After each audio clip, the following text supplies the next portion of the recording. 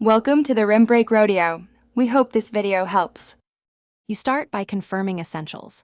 The Scorpio N is powered in Bluetooth pairing mode and within a meter or two of your iPhone. On your iPhone open settings, tap Bluetooth and keep the page visible so discovery continues. Once the Scorpio N broadcasts, tap its name when it appears. That's the first actionable step. If a PIN or confirm dialog appears, enter or accept it immediately so the devices can exchange keys and begin secure connection setup. Once paired, make sure you manage permissions. Allow contacts or notifications only if you need them, because those affect how calls and alerts route. Then open Control Center and select the Scorpio N as the audio output so media and calls go to the headset.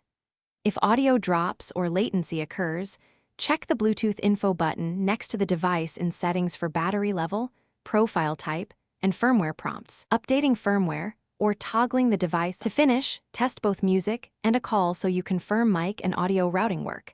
Adjust volumes on the iPhone and the Scorpio N for balanced levels. Make sure automatic reconnection engages by turning Bluetooth off and on and then back on. Once done, the devices should reconnect without input.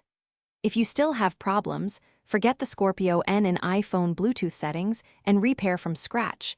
That clears bad pair records. One key tip: reboot the iPhone if nothing else helps, because it resets the Bluetooth stack.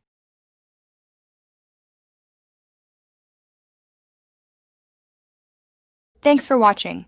Consider subscribing if we helped you.